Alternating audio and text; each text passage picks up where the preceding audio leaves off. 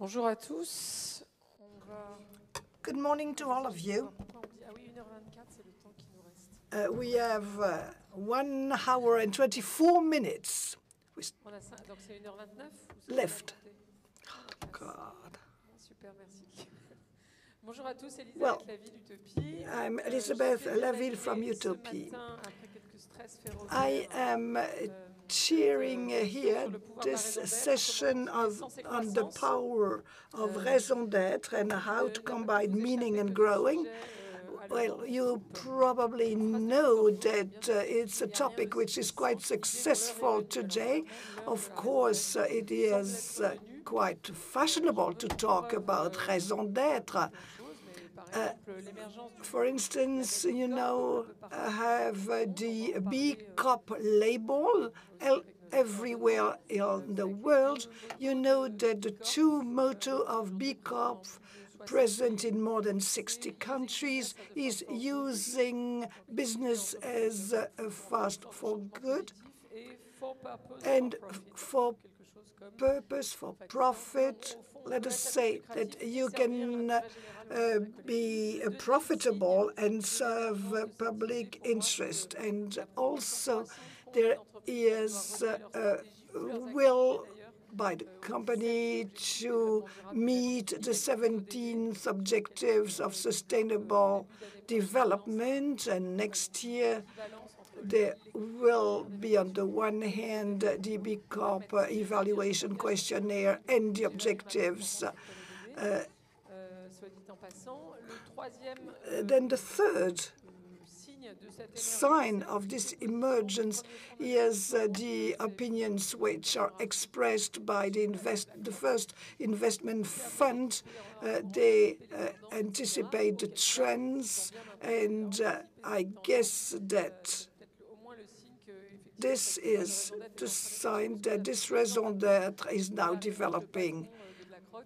BlackRock's CEO has also included it in his yearly address to the employees. They will only invest in the companies that minimize their impact, the negative impact on society. But they, of course, this brings us back to raison d'être. And then the fourth sign is in France, but not only in France. That's the so-called PAT law on the raison d'être and the reduction of emissions. I don't know whether you can really say that it's a raison d'être or it's a real sense. It changed the social standards in the companies that now determine what they should do. So on B Corp, in the B Corp community in France, you see a lot of this. And we see clearly that now the companies are now determining their new raison d'être. So the idea behind all this is a big power involves a lot of big responsibilities. It means that the large companies or corporations in the world have a lot of power. And maybe this power, the power of money, of creativeness, that should serve a positive change and the solution to problems, including the worst problems today. But there is always the opposite side. You also see that this is a topic which is so-called fashionable, and sometimes it's a sort of thing which is only at the surface. So we clearly see a risk of purpose washing, raison d'être washing, which may also emerge. We see that the raison d'être, even if it is well determined and worded in one sentence or in 4 pages, well, I would rather say it in one sentence, and in our workshop today, we will also tackle this matter. But beyond the declaration of intent in the raison d'être, which is already something, the question is how? How can we highlight the necessity to develop that raison d'être and to use that raison d'être in practices and in the products and services? It's just enough.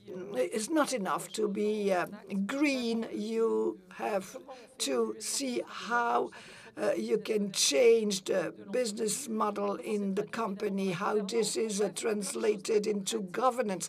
A lot of things which are specific that show that it's not only fashionable. And we will also to give up some things. Once you have your raison d'être, there are things which you have to give up. When there are problems, there are choices to be made. So these are the topics which we're going to tackle in this round table. Thank you to the three of you for being here. We will start with Mark Lang. I'm very impressed because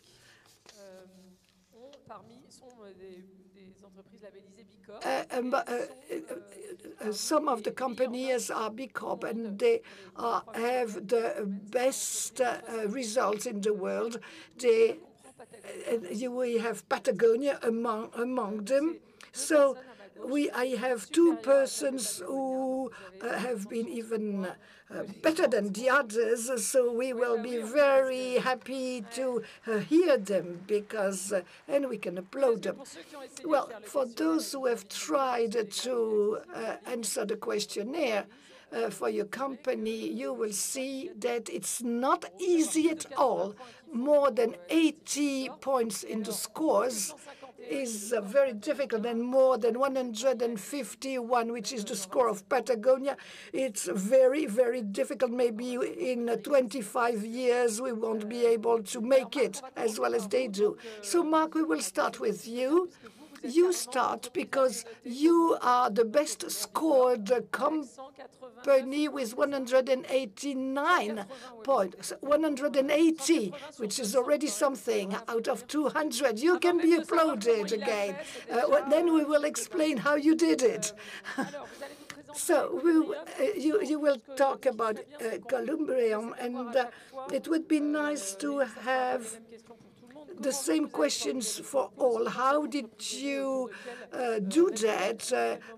Which raison d'être, and when was this raison d'être structured and formulated? And coming back to what I said about the risk of purpose washing, how did you do it in actions, supplies, very specifically? Illustrate how this can be translated into commitments and specific actions. Did you give up some things? And more specifically, I would say that tell us what B Corp has brought to you in that context. So I've asked all the questions, so you have time to think about them. Okay, this is on. It's good. First, I apologize. I can't speak French.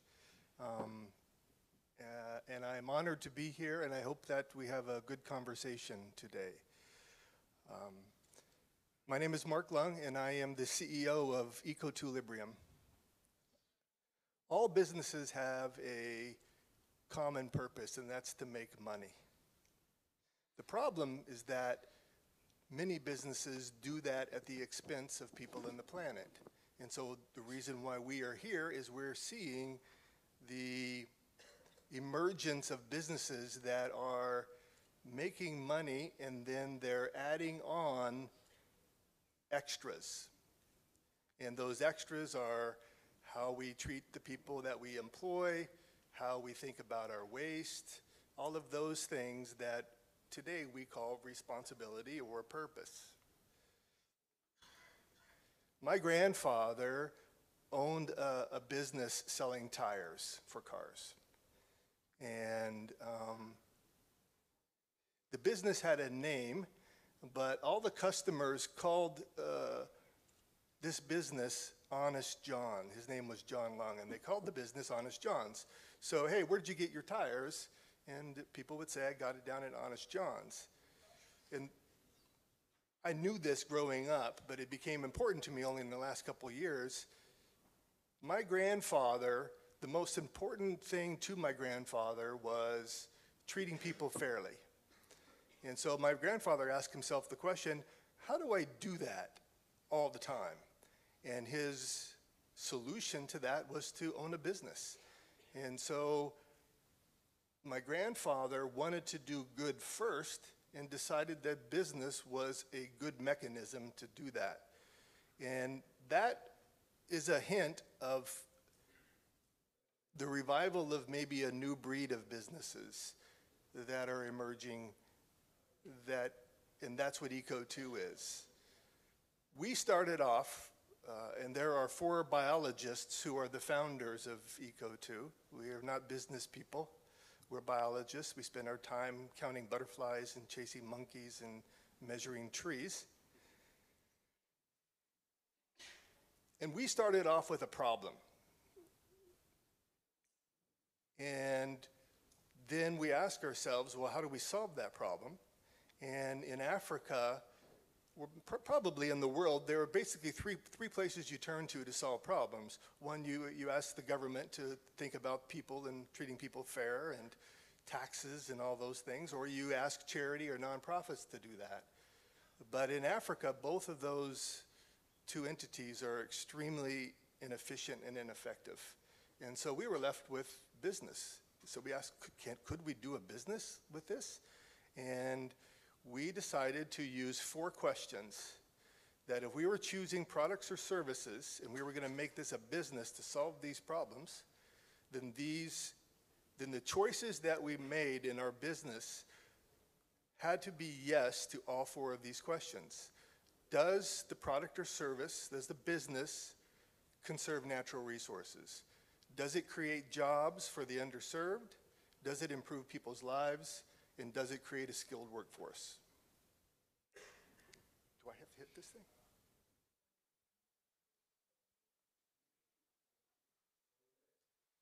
How do I move this forward? Next slide.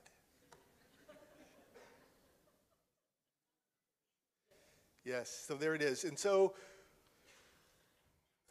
we basically chose products and services that did all 4 of those things. And currently we have 3 divisions that are very active in our business and 2 that are sort of emerging and are sort of underlying in all of these. And one of them is efficient stoves, so that people go from cooking one way to cooking in another way.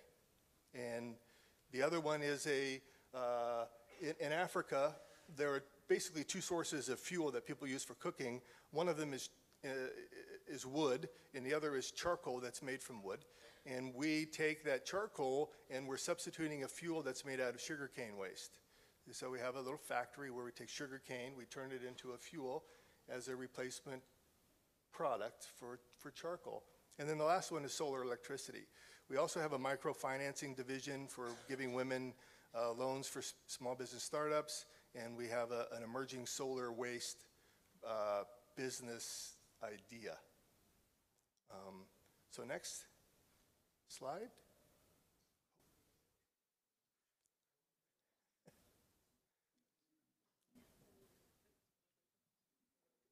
The green one?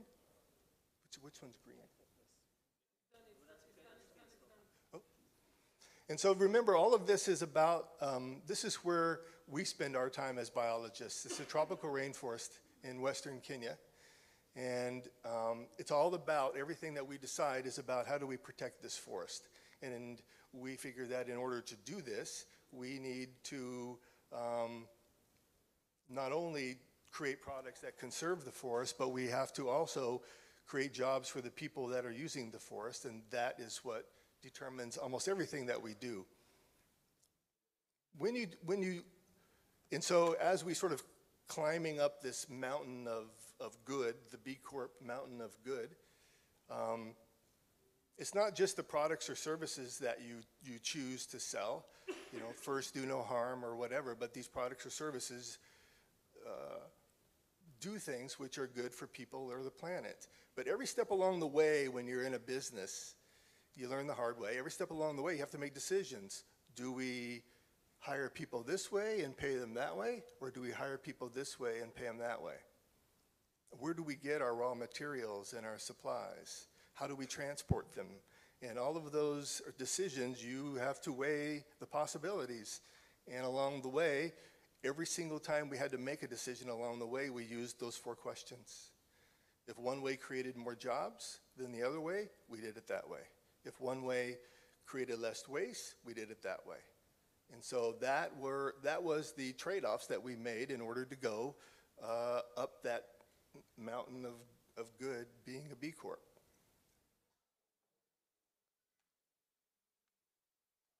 So this, when we first started in 2009, there were 4 of us, and we had a backpack under a tree, and that was our office. And that was in 2009. This is a satellite image of Western Kenya. The dark areas represent the forests, and that central forest is the forest that we spend our time in. And our office our tree was located just outside of that.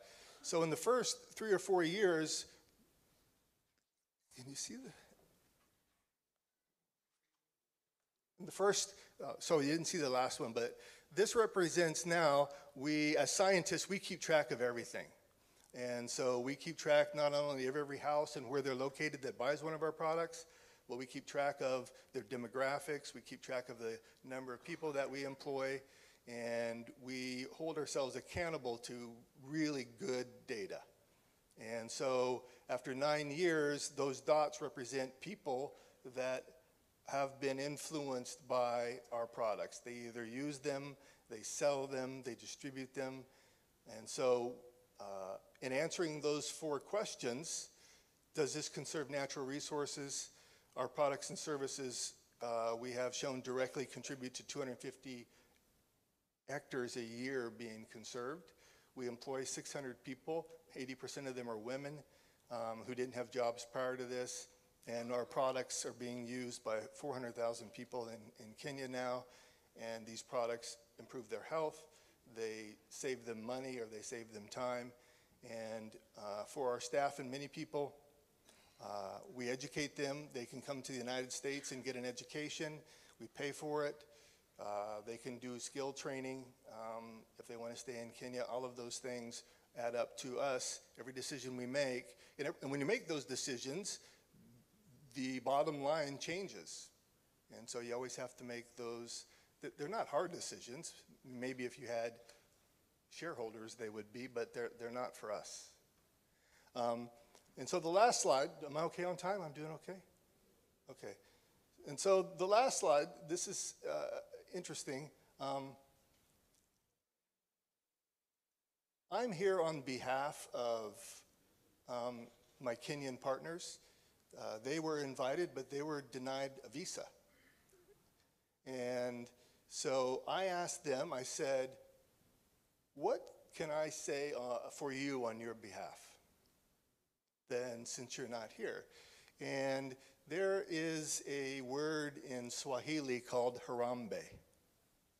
And harambe means pull together. And they said, harambe, ask these people to join us. Let us harambe as the global community of responsible businesses. And ECO2 will lead the way. And so we're putting out a challenge that the responsible business communities unite for a singular purpose, that ECO2 leading the way. And I'm asking you to join us in this, and if you're interested, then you come up to me, you email me, you get a card, that I think together we can reforest 2 million acres of forest. We can take 10 million tons of CO2 out of the atmosphere. We can put $250 million in a poor community and create 100,000 jobs. We can tackle climate change, deforestation, and poverty in one brushstroke. So that's their challenge to you, and that's what they wanted me to say on their behalf. Let's pull together for a singular purpose. Thank you.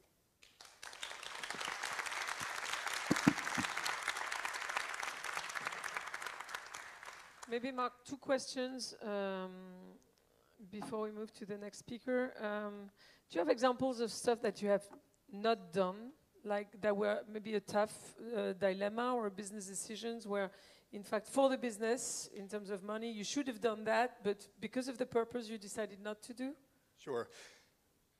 So we're making stoves. They're stoves that reduce the amount of wood that people use, and people love them.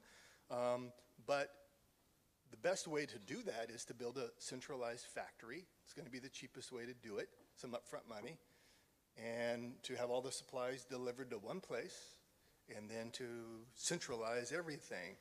But in this part of the world, women have already sort of informally organized themselves into groups.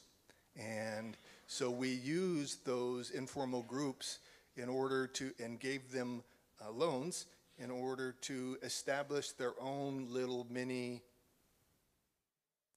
factories in which they make those. And that's costly for us, and it's cumbersome, and transportation is awkward, but that's how we do it. Sometimes we have to use donkeys in order to transport things, so things like that. That's one example. How many micro factories does that represent? 15 right now. Okay. My second question maybe is, how would you convince like young entrepreneurs to create, and especially I'm thinking startups, tech startups, etc., to create a purpose-led business from the start? Or how would you convince, and maybe these are two answers, how would you convince the CEO of a mainstream group to convert their business to a purpose-led one? Well, I guess I can answer from my grandfather to the first part of, somebody who wants to start their own business. I always ask my grandfather, how's business doing? And he would say, well, I'm busier than a one-legged man in a butt-kicking contest. And what that means is that he is always on edge. He is always thinking, and he's always working. He wakes up in the morning and he's thinking about how to treat his customers and how to do this better. And that is it becomes him. And he never has time for anything else. And so if you're going to do this, business is not an easy thing. It's like choosing to swim the English Channel rather than take a ferry. Right? People that start these sorts of businesses are unreasonable people. They don't do things the easy way. And so I would just say, if you're going to start it, you just go for it. You start local with what you're familiar with, and you use that knowledge and connections, and you just be unreasonable and go for it. Thank you. Thank you very much for your example. We're going to switch to the example of Roshan in Afghanistan, so different location, different context, country. Shainoor, can you maybe just introduce the company, how it was created, what's the purpose, and then we'll move to on a everyday basis, how this is translated into commitments, actions, difference, etc. Thank you. Thank you for having me.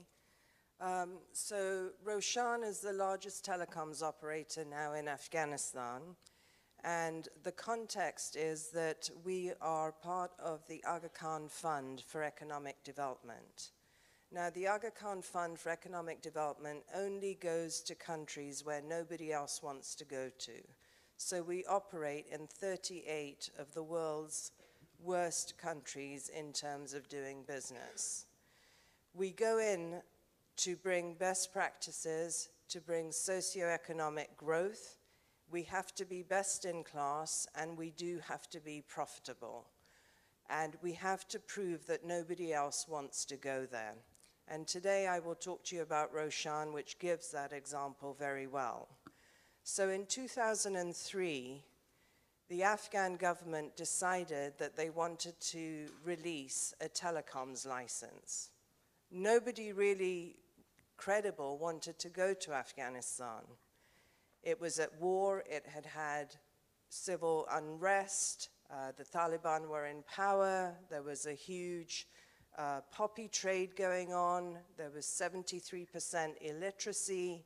It was volatile, all of that. Why would you want to invest money in that country? We went in and we bid $5 million for that license. When the government asked us how long an exclusivity we wanted, we said 3 years. They looked puzzled, confused. They said, we would give you 25 years, 15 years. Why do you want 3 years? And we said, we want 3 years because we want to prove the business model so that we can attract more foreign direct investment into the country so that more companies come in and more jobs are created. Lo and behold, at the end of the first year, we had achieved our business plan. And after 3 years, MTN and Etisalat each came into the country paying $40 million each for that license that we had paid $5 million for. And that brought in $2.5 billion of foreign direct investment and created 100,000 jobs. Back to Roshan, how did we do it? When we first went in and we decided we needed engineers, we put out an advertisement for engineers. And then French CTO with bald hair came in scratching his head, and Eric said, there aren't any engineers here because anyone that's good has left the country. So our criteria for an engineer was if you can switch on a computer and speak a bit of English, you're an engineer. So we had to train you from the scratch. And that has remained in our company. We spend annually $1,500 to train employees so that we can build the capacity in the country. Number two, when we sought to bring in our equipment for the country, I just told you that there was 73% illiteracy. We didn't bring second-hand equipment. It would have cost us less, and we'd have been profitable quicker. But we brought best-in-class equipment. We brought equipment in that could do texting, that could do data, that could do analytics, a whole variety of things that weren't even in our minds when we were getting to go. And that is another pillar of the way in which we do business. We respect the communities in which we are investing. They are not second-class customers, they are first-class customers. Then we had to figure out, how do we build our network? Afghanistan has more landmines than anywhere in the world globally, collectively. So we weren't just putting up towers, we were actually having to demine the roads and the areas, build the roads, and actually get the towers up there. So then we were powering these towers with diesel. Diesel is very expensive. In a volatile country where there isn't power, it gets stolen. And so for us, the transformation to go to solar was a no-brainer. The ROI for us was 3.5 years, when at that time, for many other parts of the world, it was 7 to 10 years.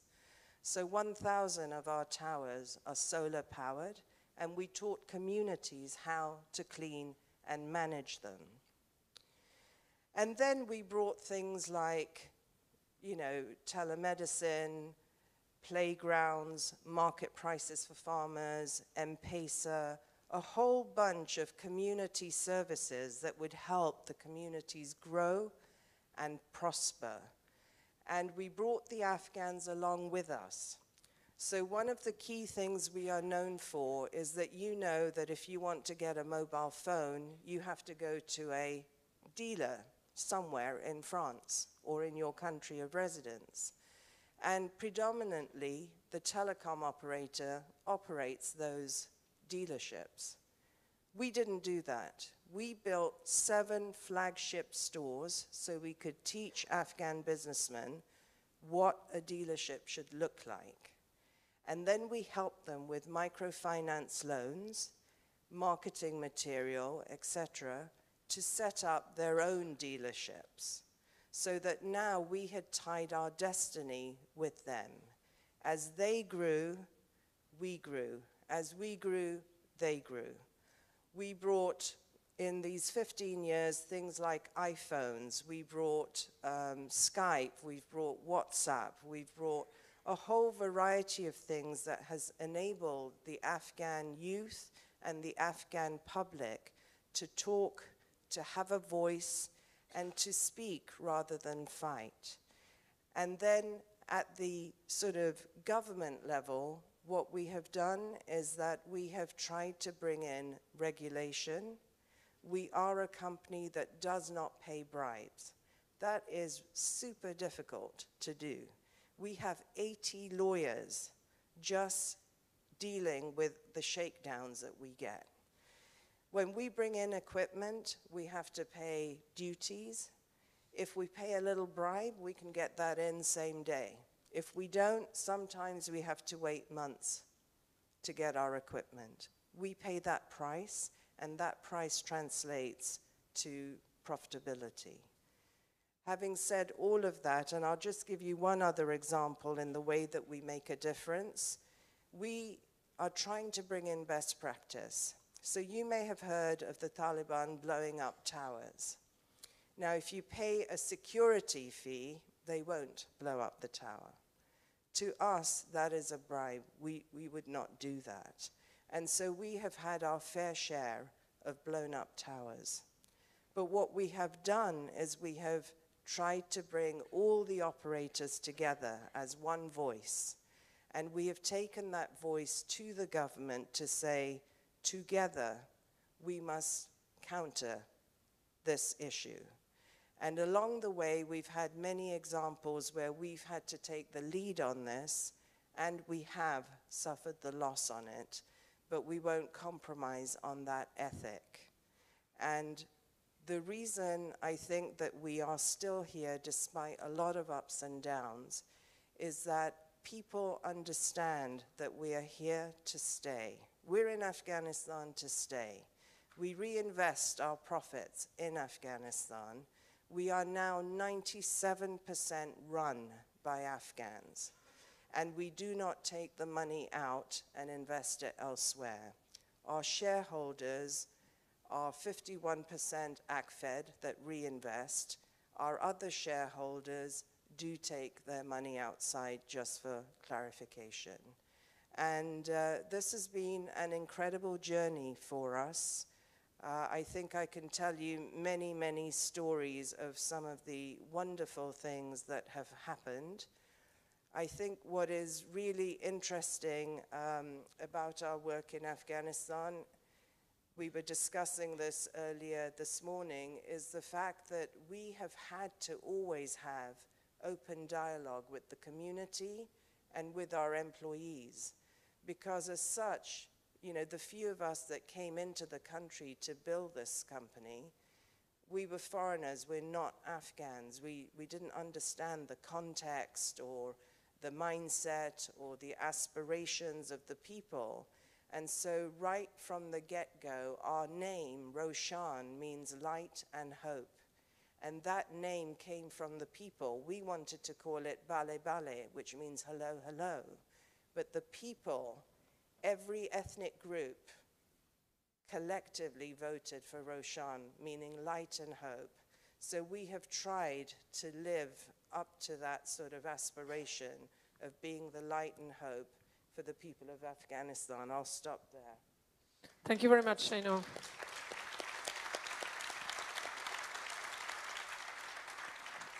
Can you maybe give us a bit of data just to see how big Roshan has become? You mentioned the first 7 flagship stores. How many do you have now? How many employees? Right. Just to give us an idea of how big Roshan is. So Roshan has invested $600 million over the last 15 years in Afghanistan. We've paid $450 million in taxes. We represent 6% of the GDP of Afghanistan. We have 1,200 employees. We ourselves are directly responsible for creating 40,000 jobs.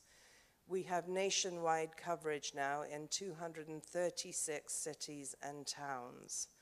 And every day our stores and kiosks grow, so thousands of kiosks and stores that we have. But I think what is really interesting as well is that we have looked at the market so that we can improve access and opportunity for everyone. So for example, today the largest growing segment for us is urban young women who are now buying their own phones. But way back when in 2004 and 5, we had things like the Women's Public Call Office, which was an opportunity to allow women whose husbands were working abroad who could not afford a phone to actually make a call. And women were given what looks like a public telephone so that other women could just pay for the call itself. And we've had the Women to Women program, which basically allows women to take SIM cards on credit and sell to other women. And after they've sold 10 bundles, they have their own business to continue to do that because they have the equity and so forth. And then, you know, one of the things that we've had to sort of struggle with, like you, was we used to, in the early days, bill per minute. So if you made a phone call and it was 30 seconds long, we would bill you a minute for that. When our wonderful competitors came in, they started with 30-second billing. So if you made a call and it was 30 seconds, you paid half the price. And that was hard for us. We lost $30 million overnight, but we matched that, and we do 30-second billing. And we have started doing SIM cards, etc., at the lowest denomination so that people could have access, much like the sachets of soap, etc., that you get in other parts of the world. Thank you very much. Can you tell us a bit about B Corp? How did you commit to the movement, the certification? What is it bringing you? Sure. So this model that I'm describing, we do this in agriculture, in hospitality, in aviation, in banking, in media. And we started in 1967. So this has been a secret, I guess, that we've not really shared very openly. And we're often called to conferences and we would speak about it. But in the early days, it kind of left people a little because the movement wasn't there. What B Corp has provided us is a real framework and model that actually encapsulates the things that we do. So it allowed us an opportunity to actually measure ourselves and put ourselves out there. We became a B Corp many years ago, and we have been Best for the World 2 times. Unfortunately, in 2017, we had an issue where a bomb that was not intended for us blew up very close to our offices, destroyed our offices, and killed 33 people of our own and injured 90 people. And that has meant that we have lost a lot of data. So we are still a B Corp. We are still going through certification. But we're having to recollect some of that data. But I think that other than that, what B Corp offers us is the ability to be in a community with like-minded individuals, and for the first time partnered with a force for good that can really change the way in which business works. Personally, I have a feeling that business was always designed to serve communities. It made money, but it was designed to serve communities. And somewhere in between, it became more about making money and less, I guess, about serving the community. And I think in some ways, the B Corp movement is taking that service to community, to humanity, to those that are less fortunate, to a really higher level, and we're really excited to learn from the community and be part of it. Thank you very much. How would you, same question as for Mark, how would you convince an entrepreneur, either a young one or someone with a bigger business to convert or to get into purpose-led business? Yeah. So I think that for a new entrepreneur, I think even for an existing large business, I think that the way the customers are growing, the data that's out there, and the problems that we're facing in the world, specifically the SDGs, I don't think that you can survive long-term on business as usual. I think you're going to have to change. But I think that if you look at all the data, you can see that the youth of today, the millennials, the Gen Zs, they want purpose and meaning. It's not just the money, it's about what they're dedicating their life to. And the world is really craving for this. So if you are really thinking about starting a business, there are many, many problems. If you are already in an existing business, I think you have to change, but the change requires different leadership skills and different models of engaging in that change. So it can no longer be top down, you know, CEO, management team comes in, oh, we're going to be thinking from an impact lens, we're going to become a purposeful organization. It really has to be authentic. It has to be engaging. It has to include the voice of all your employees and preferably a number of your customers as well, because I think in this world, if you are not authentic and real and you are greenwashing, you will be caught out. And that will be more damaging than not being a B Corp. Very good. Your advice to entrepreneurs reminds me of that quote by Winston Churchill saying, better take change by the hand before it takes you by the throat. Exactly. But that's convincing. Can you just, I'm curious, before we move to Gabriel and La Voix du Nord, because they're a media, just explain us how this approach has been. You mentioned that among the different activities that the foundation has, you also have done stuff on the media. Can you give us just a bit of a flavor of what you're doing in the media sector? Sure. So I'm not the expert on media, but media is in Africa. And basically what we do there is we try and promote the voice of young journalists and the voice of the people.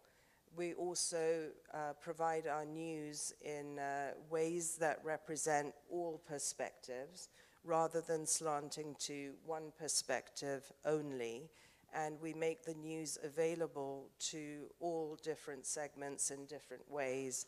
Pricing is also, sort of targeted so that people can get nuggets of that news in the way that is meaningful to them.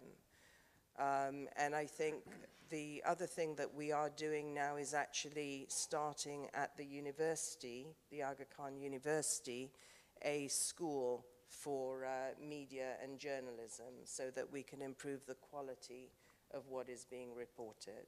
Wonderful, thank you very much. Thank you very much. On peut l'applaudir.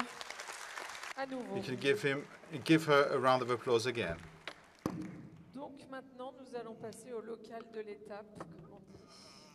So we're now going to move on, give the floor to Gabriel Darcos, who is the CEO of La Voix du Nord, the local newspaper. I suppose you know all about it. And if you don't, Gabriel will introduce the company. We are in the media sector now, but also, as Shainoor was saying just now, a company who has been in existence for many years, as Gabriel will remind us, and is probably is at one point thinking about the core purpose, the mission. Same question as I asked Mark. How did La Voix du Nord think about redesigning and what kind of iteration? We know that the media are a difficult sector, not that easy at least. And what happened? What kind of action plan did you implement? What are the first actions? And what did you give up on, or things, or dilemmas maybe, things you had to give up? And then we'll ask you the questions how we can convince other companies. Thank you very much. Well, good morning, everyone. Voix du Nord belongs to a media group called Roshan, a Belgian group, with activities half in Belgium and half in France. We are media content producer, television, radio, and press, and especially in France, regional newspapers, the main entity being the one I chair over, La Voix du Nord, a newspaper which was created 75 years ago, and who, in the context, which is the one that we are undergoing in a moment, is, of course, in a process of transformation that we initiated 3 years ago. And nothing very original in this. We realized that if we didn't transform in a very quick way, we were exposed to major dangers. So we've worked on our organization, on the way we operate, our products, our offers, our tools. And at one point, and that was there was the result of several encounters with Elisabeth as well. That at the time we had Jean-Dominique Senard, who is the boss of Michelin at the time, the CEO of Renault now. We worked on purpose, core purpose, and raison d'être as part of the Pacte law. And these exchanges, at the end of the day, provoked internally a reflection of a dimension we hadn't thought of in our transformation process, which was that of the raison d'être, or core purpose. I remember there was a workshop with Elisabeth where the question was, how could La Voix du Nord become the press paganone or the equilibrium of the media? And we were actually very far from that. It was a very good question, and so we worked quite a lot on this. And by all this ended up internally in our transformation process to put that raison d'être and purpose question at the core of our transformation. And then we got to asking the question, which is a major question, what is the vocation, what is the purpose of media, regional media, with, of course, in the context of the yellow vest demonstrations. In France,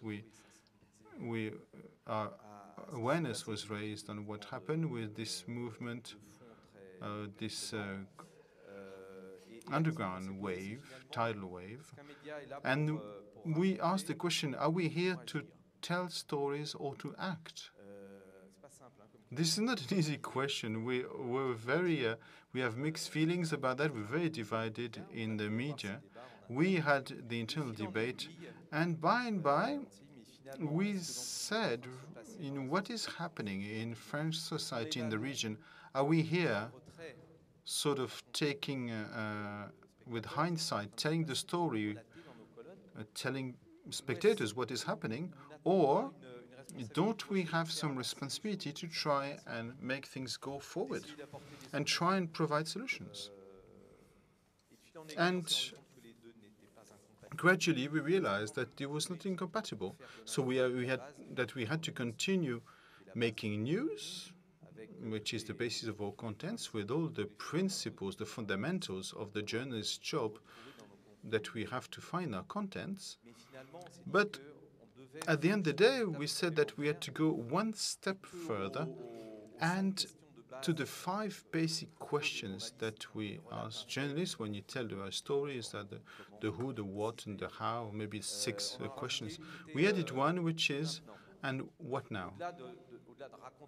Beyond telling a story, telling facts, so shouldn't we ask the questions that, how could I make sure that we go forward rather than going backwards? So we worked on that with the employees of the company. It was, of course, these were questions of purpose that people were talking about, especially the younger generations. And we realized that our founders, and I talked about the 75th anniversary, the founders actually raised at the creation of the newspaper. So maybe with reference to this fashionable topic, we have an extra dimension, is that we realize that as a regional medium, we've always had this importance of core purpose and reason. La Voix du Nord was born twice. The first time in April 41 as a resistance newspaper, a résistance. So it's unique in France because the very first birth of La Voix du Nord was not far from here. At the core of the war, the region was invaded at the time, and it was a resistance act of creating that newspaper. And as years went by during the war, all the people who worked in it ended up being shot or deported, and the newspaper stopped. And in September 44, it was born again from a second network of resistance, and this is why we are celebrating the 75th anniversary of the second rebirth. Second birth. But in April 41, a handful of courageous resistants decided to publish a newspaper. The core purpose, I don't know whether they proceed the same way to get there, but I don't think there was something instinctive and vital. The core purpose was naturally helping the population to resist the enemy. And the very first day the medium was created, it was not about telling stories, but acting. And this is what we remembered, because I think that in a company that has some years of existence, a big company that's been here in the region for many years, it is important to go back to the roots. And it was very inspiring for us to say, okay, thank God we are in a much better situation than at the time, but we're not in a simple context either. When people, society of today, we had those yellow vest demonstrations as a reminder. Today's society is fractured. We have some abandoned territories. The region here has had many assets and many difficulties as well. So in that environment, can't we have a purpose? So it all started from that. And then we worked at defining raison d'être, core purpose. And after a few months, we got to a definition, which was this one, which ideally could be at the top of the building, which is the building next door to where we are. We have this great position together, writing the new history of the north of France, which is a very strong, inspiring sentence. We were helped by the Utopies consultants to write this.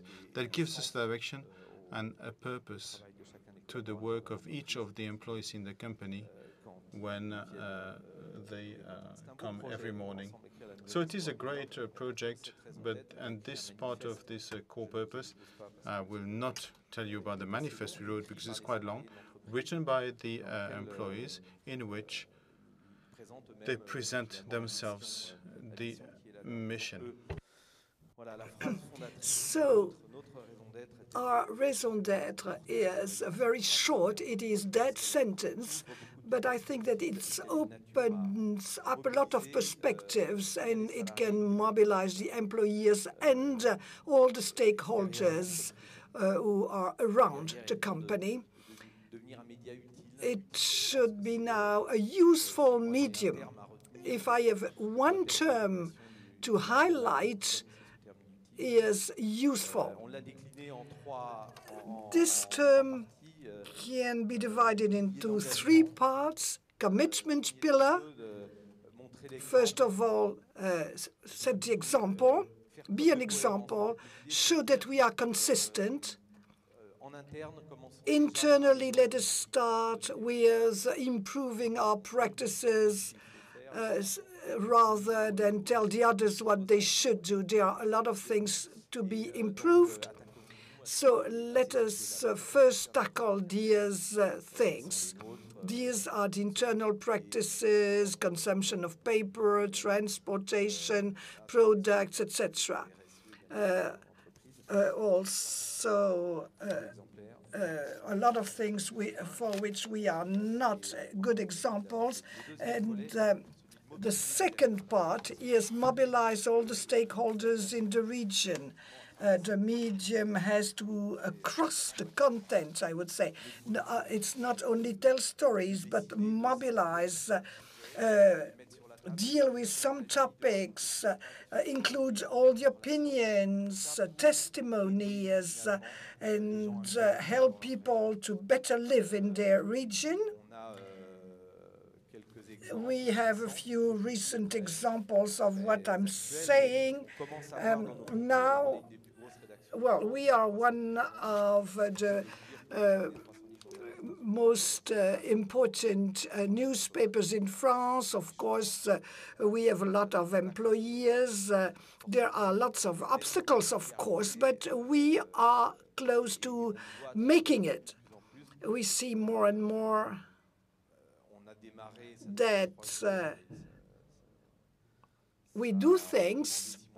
Well, 3 days ago, we started a project on harassment, bullying at school.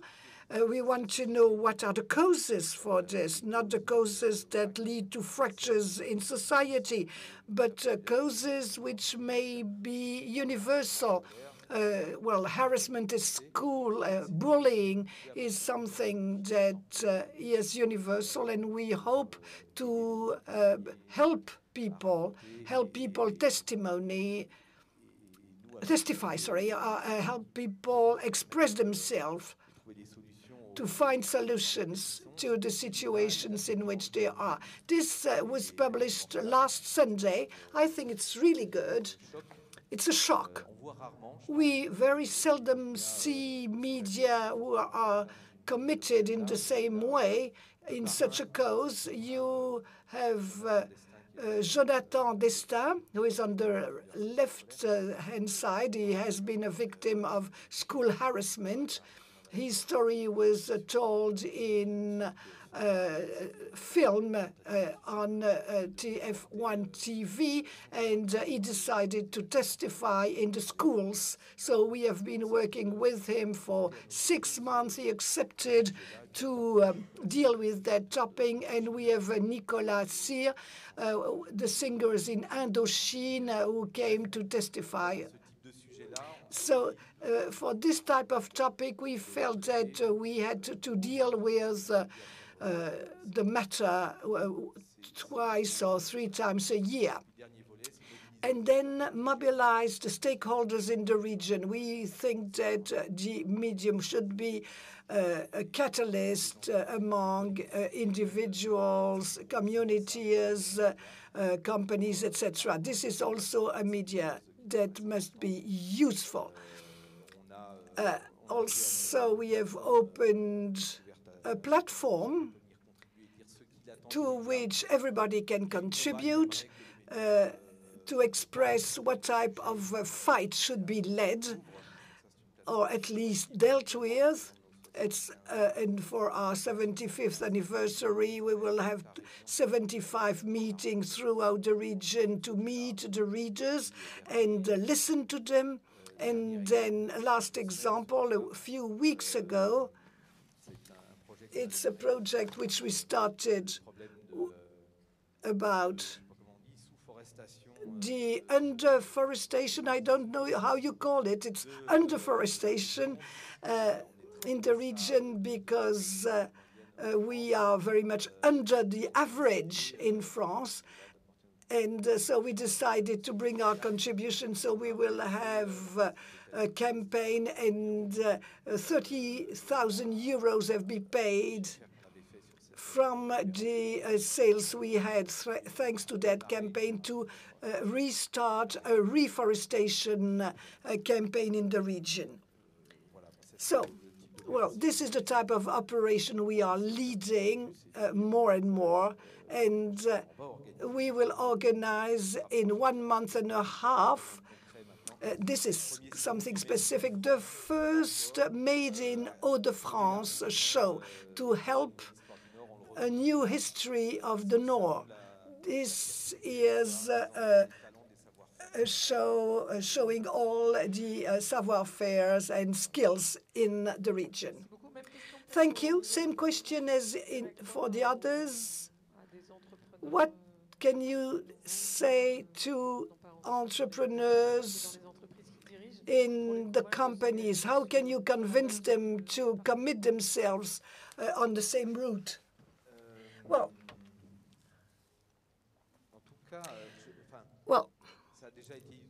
this has already been said, but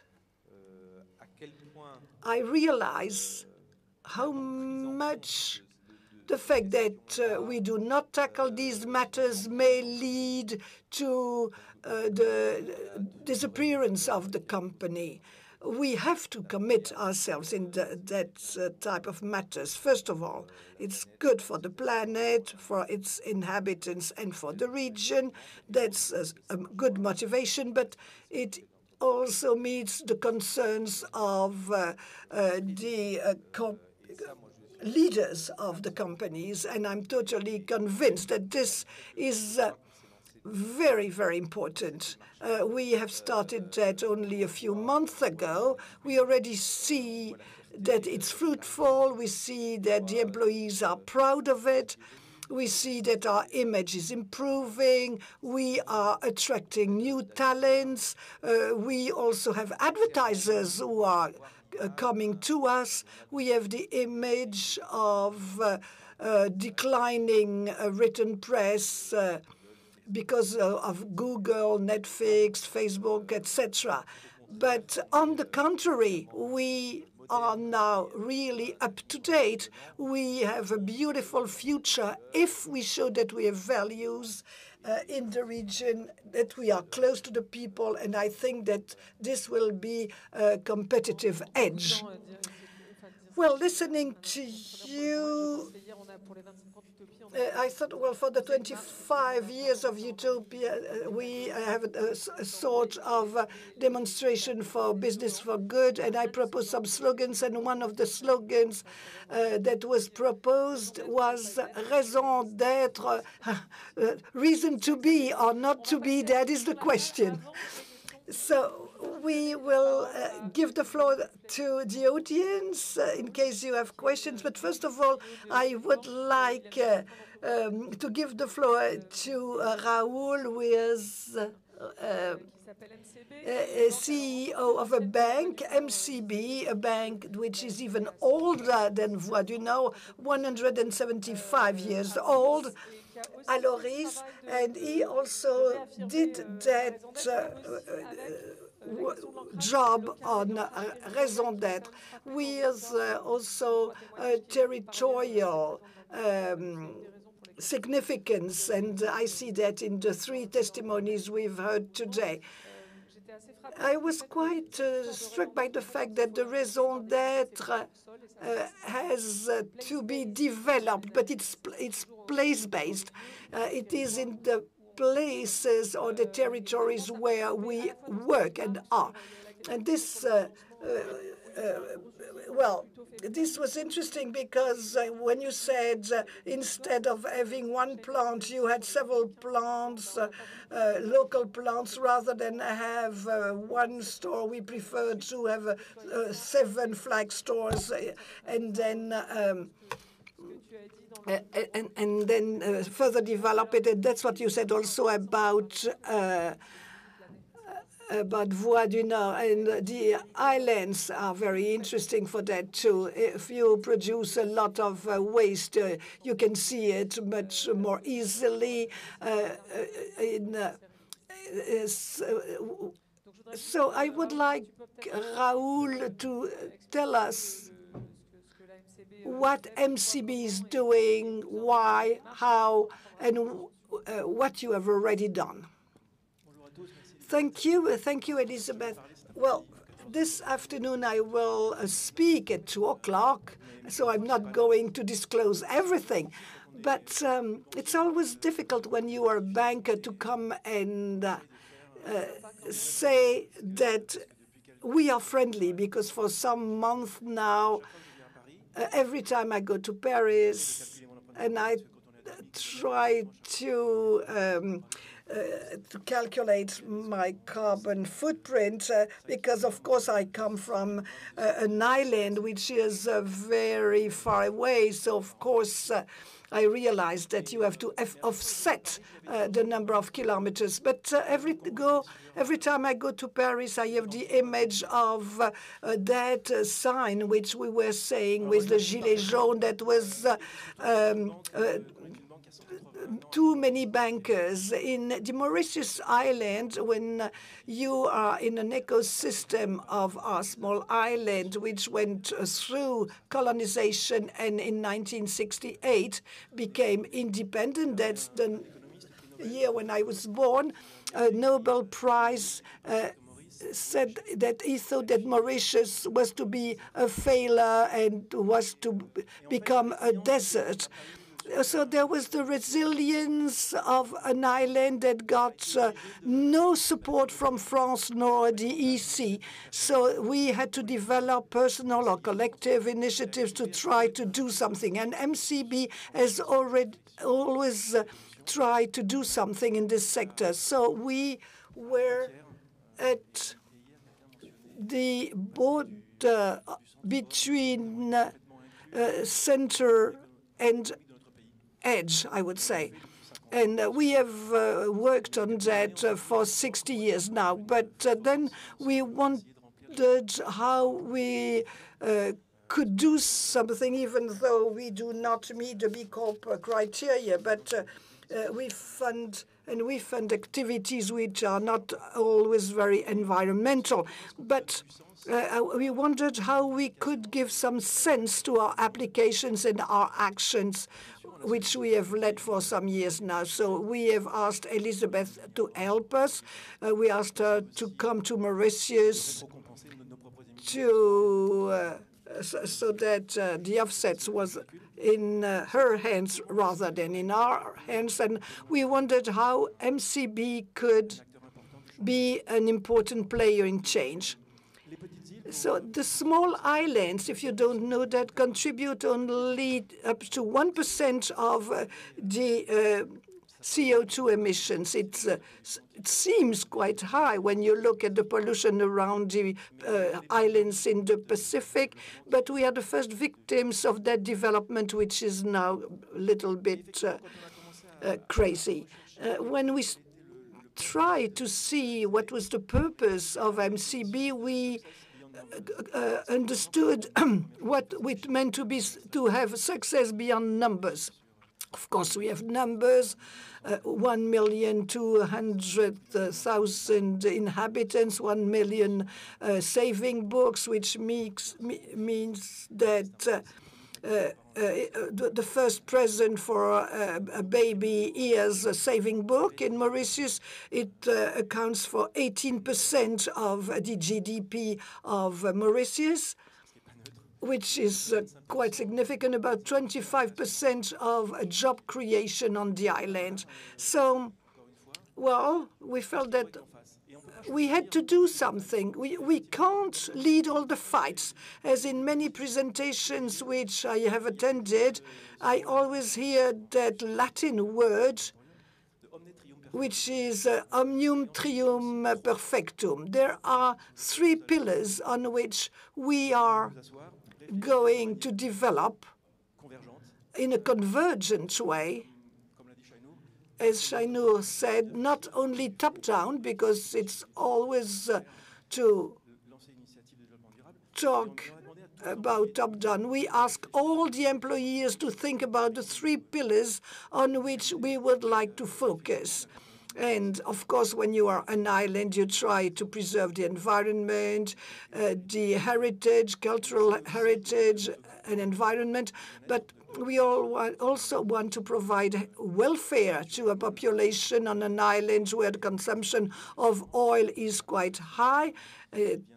10% of the population comes from India, and there are a lot of products which are based on oil. And we have problem with diabetes, cholesterol in Mauritius. so do I, and my children have said that I should go on a diet, but well, we have also focused on the necessity to develop a sustainable and local economy. What can we do in Mauritius? It's a small island. We depend on the exports, not only tourism, but how can we have such income from exports that we could develop? But of course, at Utopies, we have developed a model to see how the money that is coming into the economy can go back to the economy to develop a sustainable and local economy. And what can we do for this resonance to lead to recycling and reusing all the things we have? So this, I'm going to further develop this afternoon, but this is what we have been committed for some time now, for a sustainable and viable economy. Now, questions, comments, testimonies, whatever. You will have microphones. I see 2 hands raised. Okay. I have a question for Mr. Darcourt. We said earlier that when you choose your raison d'être, there are choices to be made. And when you are a medium, have you been obliged to make choices among your advertisers? Yes, but that's nothing new. Raison d'être or not, there are choices to be made. There are questions arising, of course. We as the advertisers on a regular basis. Up to now, these questions were arising due to the interest of the advertisers that was not matching what we were doing in our newspaper. That's fundamental, no interference. The purpose is to provide information. We do not buy the content of the newspaper. Now, due to that raison d'être, are there obstacles with the advertisers? Up to now, we have had no problem like that. But maybe the question could arise, and it won't be easy. Well, if it's a matter of promoting an activity which is opposed to our principles, we won't do it tomorrow more than we do today. Now, if it's the communication of a company, a communication which is, I would say, questionable, wow. I don't think we will ever refuse the communication by that company. It's difficult. We have to be measured, moderate in this, if only because we are not always the right example. But it's a very good question.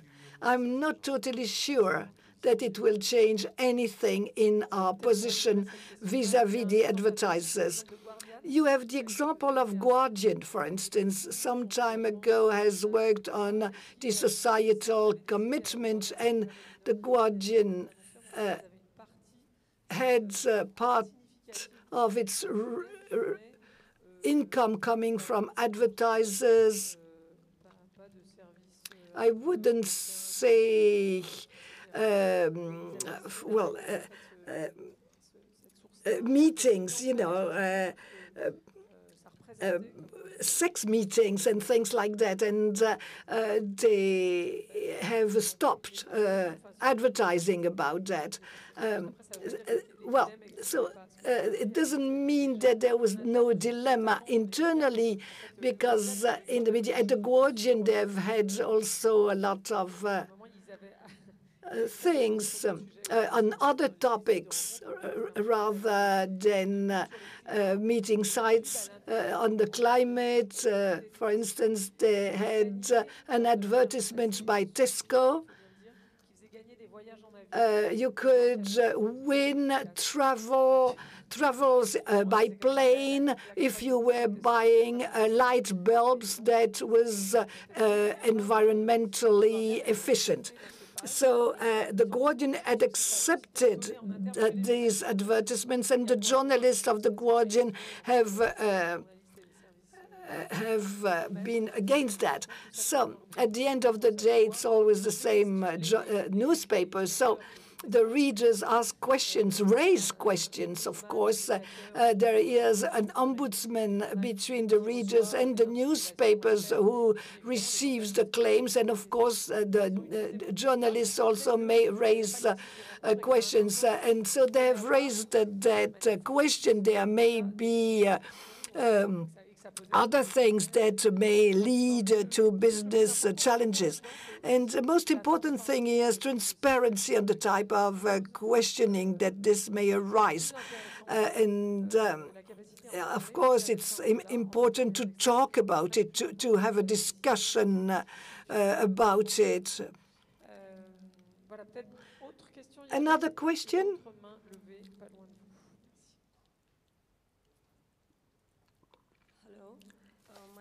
Is for Ms. Shainoor. Since you've already established the fact that Roshan was like, the aim was to target the countries where people like usually would not like have their business established over there, and it's mainly focused on the socioeconomic growth of the country. What I would like to know is, if I'm not mistaken, it's not a non-profit organization. Okay, the company looks forward to have good business in that country. It's a two-part question. My first question is, why was Afghanistan the chosen country? Secondly, what was like the idea behind making it profitable in a country like Afghanistan? Since you all had to train everything, train everyone from the scratch, and there were not well-learned people, what was your profit model? If you could just throw a little light on that. Thank you. Thank you for the question. So, you know, why did we go to Afghanistan? Because we have, under the Aga Khan Development Network, we have a not-for-profit arm and a for-profit arm. Our not-for-profit arm invests about $600 million a year, and they go into post-conflict areas, or it can be post any kind of sort of flood or any kind of sort of event, and they stabilize communities. So they give them sort of housing help, food help, water access, and accommodation. And then what happens is that you end up with a black hole. You're constantly giving aid, and people are becoming dependent for decades. So our model then looks at the for-profit side coming in and investing in businesses so that they provide the opportunity for people to actually gain skills and gain a job so that they can then contribute to their own sustainability and the sustainability of the country. So, you know, that's sort of the purpose behind going into these countries. And we know that we can't on our own, like Roshan on its own. I told you, you know, 40,000 jobs, 1,200 direct jobs, 20% women. That's large, but it's not really large, not as large as bringing in all the others and then the sort of knock-on industries of advertising and logistics and printing and whatever that came as a result of it. So that's why we go into those types of countries. I think that the other reason that is really important is that in this day and age, with the communications being so incredibly fast, unrest or instability in one part of the world can spread very quickly. And so it is really important to go to the places where people need help soon. In terms of profitability, we do have to be profitable on our not-for-profit side.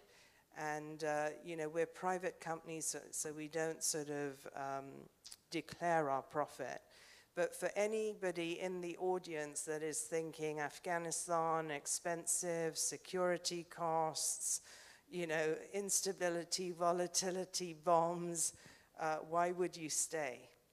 It is a profitable country. Yes, so I think the point I'm trying to make there is that purpose can actually lead to greater profitability if done correctly. And I think this is where the thought and the sort of research and the knowledge into the why you want to do it is extremely important. Because if you don't have the why, then you'll never get to the end, I don't believe. So if you're a large organization, you know, why do you want to change today? Is it just market economics? Is it the employees? You know, what is it? You need to put all that together so you really understand what your mission is, and then the path to it can be creative. I will just say one other thing, you know, often people ask me, so, you know, how did you come up with, say, something like telemedicine? Yeah.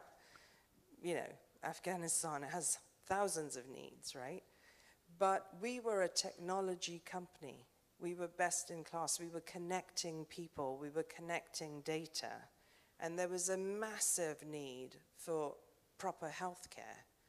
Most of the good doctors had left, and those doctors that were there had very little equipment or continuous professional education. But with technology, we could connect these hospitals to each other and to centers of excellence. That today we've had things like co-joined twins separated through telemedicine. We've had in vitro cardiac conditions done.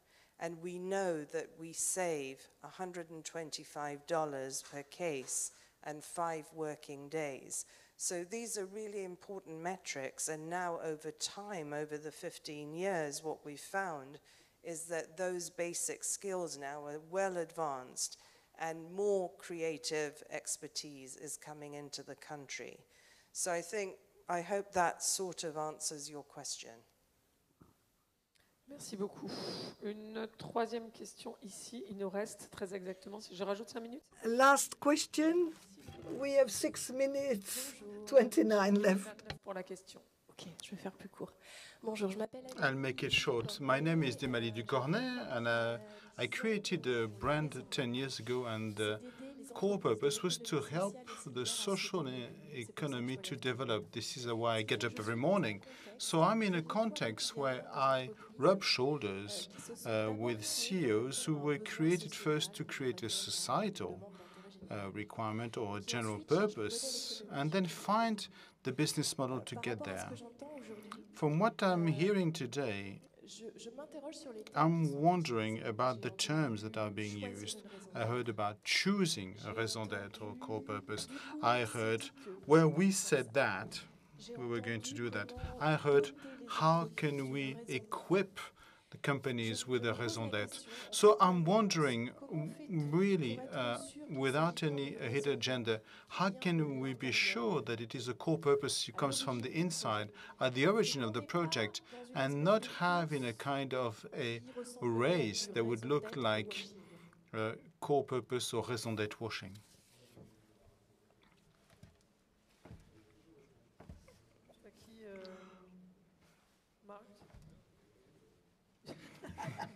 Moi, je peux dire 2 mots.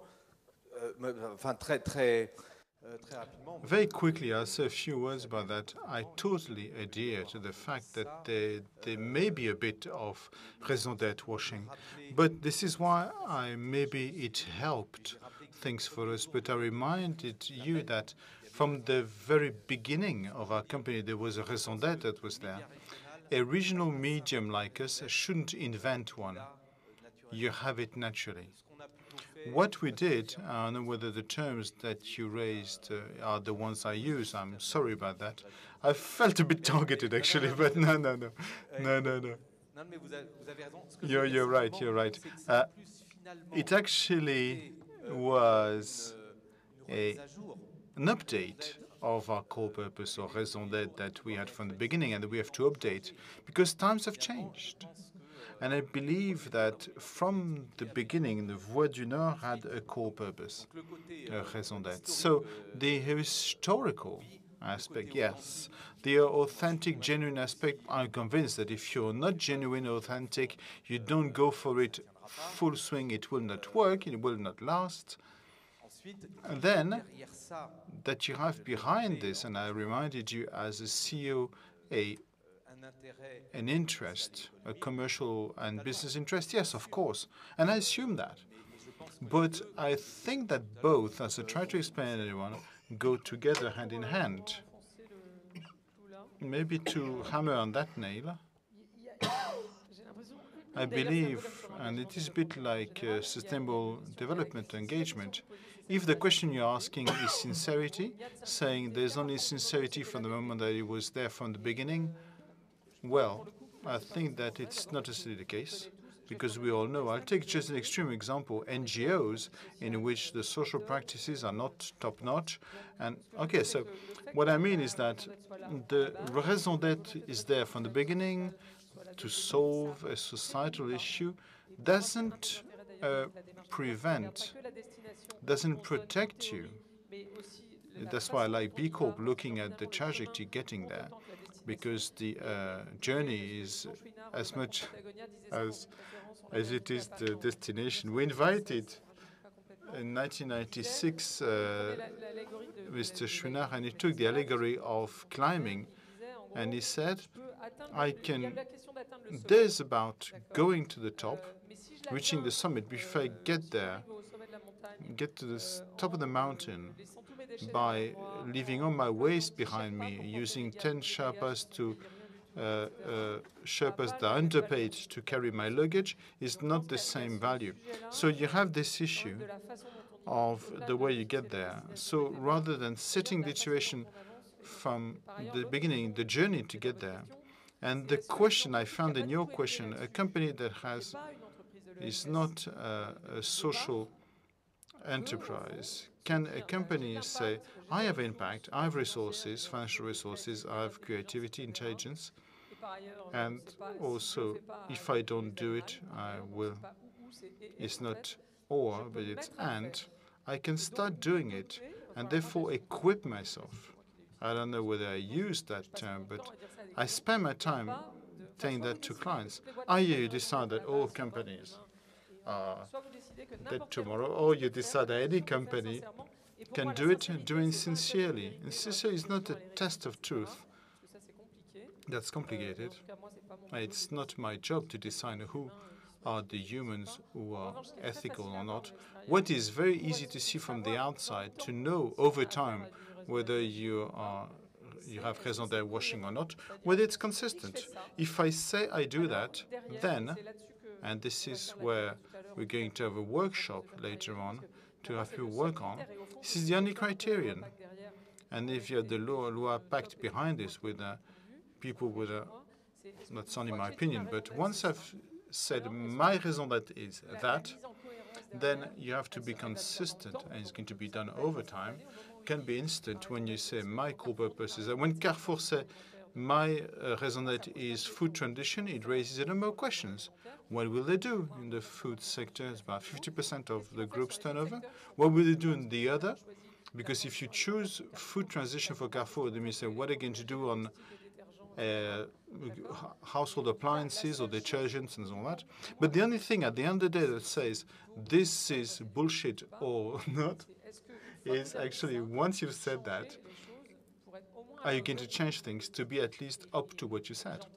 But I can hear that some there are other opinions, and I think that the implementation of the Loi Pacte in France will be interesting, because I'm not know whether it pushes companies to do that, but at least it tries to do it objectively. If I say that my mission is that, then I have to look at what are the indicators, what are the commitments, what are the objectives, and this is why I led the participants to including difficult choices. Roshan was saying is that our model is profitable when she explains that, and I've worked on industries like this, that you mustn't bribe, for example, and no bribing costs money. That's as easy as that, as she was explaining. It costs time, and time is money, and so on. So these are choices that are not easy and could easily be done from the outset, saying, oh, the ethics isn't that. But in practice, in the business, when you have competitors that come and don't have the same principles and therefore don't waste 3 months and bribe people, etc. So this is really the key element, is consistency and transparency, and the way companies tell this story, tell the dilemma that we talked about. Thank you very much for your question. Thank you to all 3 of you for speaking today. And thank you for your attendance.